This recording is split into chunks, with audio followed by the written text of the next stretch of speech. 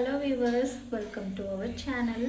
இன்றைக்கி நம்ம சேனலில் சுவையான பூசணிக்காய் சாம்பார் தாங்க பார்க்க போகிறோம். அதுக்கு நான் இந்த பருப்பு தான் எடுத்திருக்கேன். பாருங்கள், இந்த பருப்பு பேர் கரெக்டாக எனக்கு என்னன்னு தெரியல. இதை நான் டிமார்ட்டில் வாங்கினேன். அங்கே ஒரு அக்கா இருந்துக்கிட்டு, பாப்பா இதையே வாங்குற, இது ஹிந்திக்காரவங்க பருப்பு அப்படின்னு சொன்னாங்க.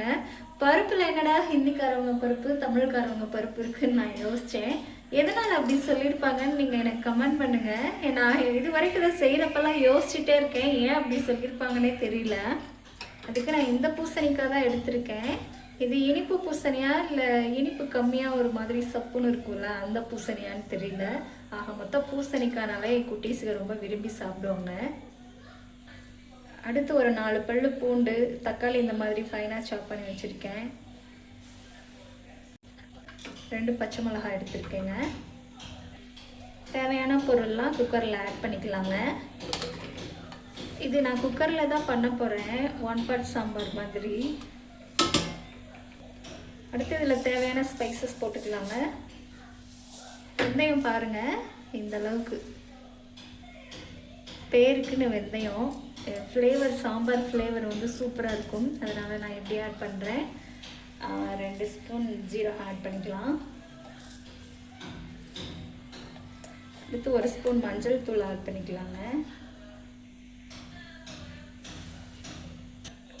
நெக்ஸ்ட்டு பெருங்காயத்தூள் 2 பிஞ்ச் ஆட் பண்ணிக்கலாங்க. அடுத்து உங்கள் விருப்பத்துக்கு ஏற்ற மாதிரி வீட்டில் சாம்பார் தூள் அரைச்சி வச்சுருப்பீங்க, இல்லைன்னா கடையில் வாங்குகிற பொடி போடுவீங்க. உங்களுக்கு எது பிடிச்சிருக்கோ ஒரு 2 ஸ்பூன் ஆட் பண்ணிக்கோங்க. அடுத்து நான் கருவேப்பிலை இதில் ஆல்ரெடி போட்டுட்டேன் பாருங்கள். உப்பு 2 ஸ்பூன் ஆட் பண்ணிக்கிறேங்க.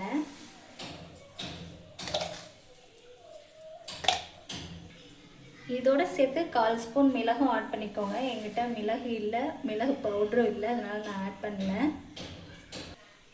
அவ்வளோதாங்க.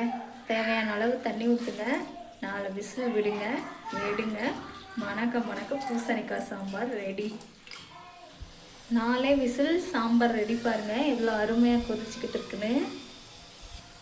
இதை வந்து நான் தாளிக்கலைங்க, குட்டீஸ்களுக்கு கொடுக்குறதுனால ஃபைனலாக 1 ஸ்பூன் நெய் மட்டும்தான் ஆட் பண்ணுறேன். பாருங்கள், இந்த அளவு நெய் கலந்து 1 நிமிஷம் இருந்தால் போதுங்க, சூப்பராக ரெடி ஆயிடும் நம்ம சாம்பார். இந்த சாம்பார் விசில் வரும்போதே பார்த்தீங்கன்னா பசிக்கலைன்னு சொல்லிட்டு இருப்பாங்கல்ல, அவங்களுக்குலாம் நல்ல பசியை தூண்டும். அந்தளவுக்கு மனமாக இருக்குங்க.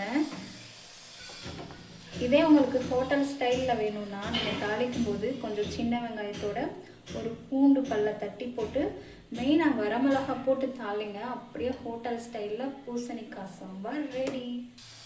ஃபைனலாக கொத்தமல்லி தலையை தூவி விட்டு இறக்குனீங்கன்னா அட்டகாசமான ஹோட்டல் ஸ்டைல் பூசணிக்காய் சாம்பார் ரெடிங்க.